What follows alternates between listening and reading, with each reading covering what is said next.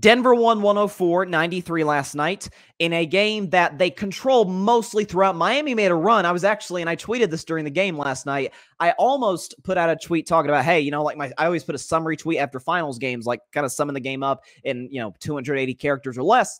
And all of a sudden, Miami goes on this, what was it, a 8-0 run to make it a 13-point game. They fought back. That Haywood Highsmith kid, by the way, nice player. He'll definitely get more and more minutes for the Heat as the series goes on. But the Nuggets throughout controlled the tempo, controlled the game. Joker had an unbelievable performance. I actually saw this stat. He had 14 assists. He obviously 27 points, 10 rebounds, 14 assists. But the 14 assists is the first double-digit dimes game that we have seen from a center in the finals since the late, great Bill Russell, which I stepped back. I was like, wow, I can't believe it's been that long. Because we've had, obviously not great passing big men of the likes of Jokic, obviously. He's the greatest passing center we've ever seen. But we've had some good ones in the past. I'm just surprised that it's taken this long for a center to record 10 assists, which Jokic obviously did last night, and then some +4. Jamal Murray had a fantastic night, as he's done all playoffs long, averaging 27. He was 1 point off of his average, 26, 10, and 6. Did it on efficient shooting from the field, 2 for 7 from 3. I thought Aaron Gordon had a spectacular performance, particularly in the first half. 7 for 10 for the field, 16 points. Got to the line, was excellent defensively. It was a team effort for Denver. And I said coming into this series, I thought the notion that, and I still strongly believe this notion that the gap between Denver and Miami is as big as, according to Vegas at least, as big as the gaps between the Spurs and Cavs back in 2007 and the Warriors and Cavs back in 2018. I have a hard time believing that. Those Cavs teams with LeBron, outside of obviously LeBron, were garbage. Those Spurs and Warriors teams were historically great, particularly the Spurs on the defensive end, Golden State on the offensive end, although they were good defensively. And so I just thought Miami just took out 2 50-win teams in the playoffs. I'm supposed to think they were just this finals accident. I mean, come on now. But I did admit, even though I picked Miami and I stick by my pick, Denver absolutely is the better basketball team. They are better. They were the number 1 seed all season long for a reason. Or number 1 seed, the best team in the West all season, won 53 games. Jokic finished second for MVP. Jamal Murray had a resurgent year, particularly in the playoffs. And so listen, I picked Miami to win last night, and ultimately the question for me, and I talked about in yesterday's show, was rest versus rust. Which one would come into factor? Clearly, for the Denver Nuggets, it was rest. I wondered if the 10 days off would hurt them. We've seen that with teams in the past where it's one comes off of like a grueling 6-7 win series, but they come in fresh, not fresh. They come in, they just play basketball. They're kind of got a good rhythm going. And the other team's been off for a week and it takes them a minute. That never, outside of early in the fourth quarter, ever looked like the case with the Denver Nuggets. They clearly took advantage of the 10 days off, which is a credit to Michael Malone and the entire coaching staff and the players for obviously keeping their bodies in tip-top shape, ready to go for game 1. A couple of things that I want to look at, though. I'll start from the Miami perspective, then I'll go to the Denver perspective. I know you rarely start with the losing team, but because I picked Miami, I might as well start there.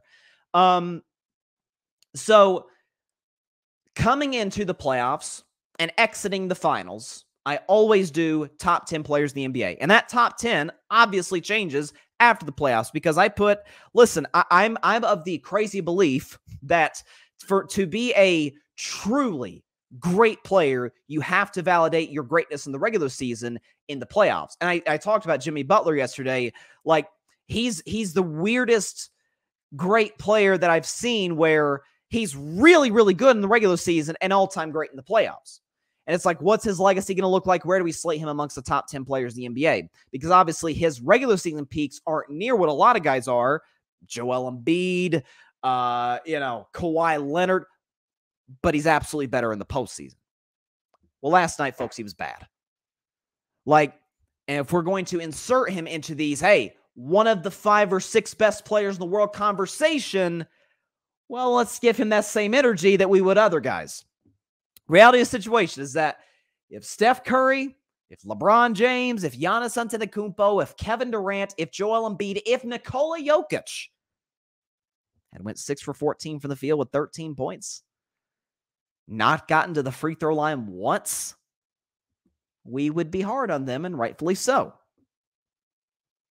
That's what comes with being a great player. That's what comes with the attention. Not that Jimmy Butler is the type of dude to hide from that kind of pressure. That's not Jimmy. Obviously, we know that. But I'm seeing a lot of hesitancy in terms of criticism towards Jimmy. I'm like, listen, he's coming off of a big-time Game 7 against the Boston Celtics, a solid, not a great one, but a solid series in totality in the Eastern Conference Finals. Let's give them that same energy that we give other great players. Now, is Jimmy as good as Jokic? Obviously not. Is he as good as Steph or KD or no? But he's in that category. He's in those top 10 guys in the NBA. We need to give him that same energy. Something else, too, for Miami. And we saw, and I tweeted early in the game, like, man, Miami is missing.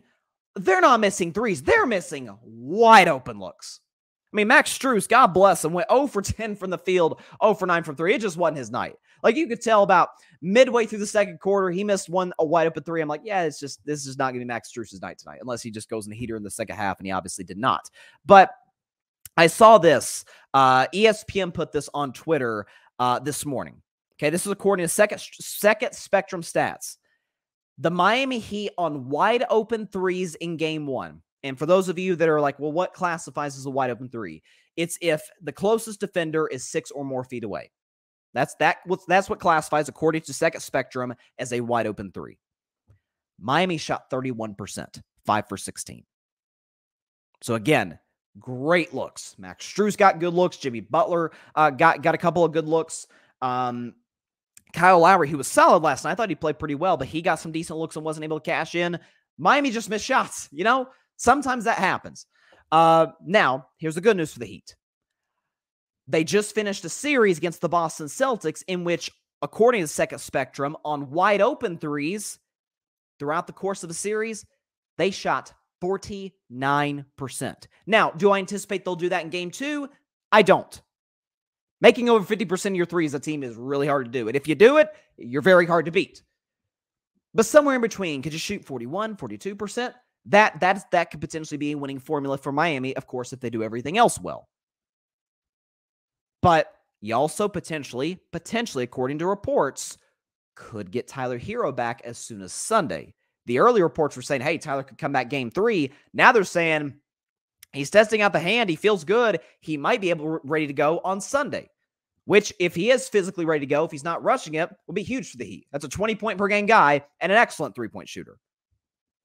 So it's not all doom and gloom for the Miami Heat. I've even heard some people in the media talk about, hey, Denver could sweep. They're not sweeping the series. Okay, Miami's better than the Lakers. They have a better playoff resume. They went through a harder path than the Lakers, and their best player was more consistent than either of the Lakers' two best players, and their supporting cast. They have better shooters and obviously a much, much better coach. This is a different challenge for the Nuggets. Likewise, Denver's a different challenge for Miami than what they faced.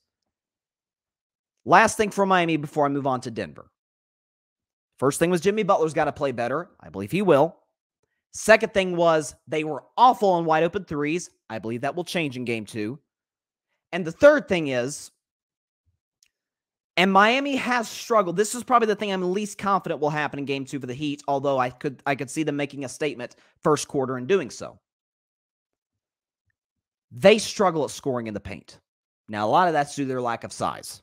Outside of Bam, they basically have no bigs. Kevin Love, you could sort of classify as that, but he's never, well, he kind of was early in his tenure in Minnesota, but he's mostly a stretch four guy. That's mostly been his game. So I went, and Kevin Love barely even plays for the Miami Heat in these playoffs. So, you don't have to put him in that discussion. But it's a lot of guards. Jimmy Butler, Gabe Vincent, Kyle Lowry, Max Strus, Duncan Robinson, Caleb Martin, Haywood Highsmith, who played well last night. Like, that's mostly, the guys they put out there. That's mostly their rotation. Outside of Bam, who, by the way, I'll get into the Denver aspect of things in just a second, but you could say if you're a Denver fan, like, hey, Bryson, I get Miami didn't shoot well, but Bam also played amazing. I mean, Bam, what did he give you? 26? Yeah, 26 on 13 for 25 for the field with 13 rebounds. You'll take that any day of the week for the Miami Heat if you're the Heat, especially how he played in the last series against Boston when he really struggled against the likes of Al Horford and Robert Williams. So if you're Miami today, there's a lot to be optimistic about. You anticipate you'll shoot better from three, but you've got to attack the paint. Folks, the Heat shot 2 free throws. which according to ABC during the game last night is the record low for a team in a finals game. They shot 2 free throws. They didn't attack the paint. Jimmy Butler said as much after the game, like, we got to change that in game 2. Because the thing is, as great as Jokic is, and he is spectacular, who I'll get to in just a moment, he's not a rim protector. Like, you can get buckets in the paint against Jokic. I anticipate Miami could attack that in game 2. Because the thing is, Jokic doesn't present those same challenges, those same matchup issues that Horford and especially Robert Williams, one of the best shot blockers in the league, that those two guys did for Boston. Or that, say, a Mitchell Robinson posed for the Knicks in round 2, like a Giannis or a Brook Lopez possessed in round 1. If anything, the Heat should be more successful scoring in the paint in this series than any series, which could then open it up for the three-point line, for guys to, knock down good looks from 3. So again, I don't think it's doom and gloom for the Miami Heat. Spo will make adjustments, and the Heat will come out with a better game plan in game 2. Thanks so much for watching the show on YouTube. Be sure to click that big red subscribe button and go check out the other clips and full shows of Carving It Up Live. Have a blessed day.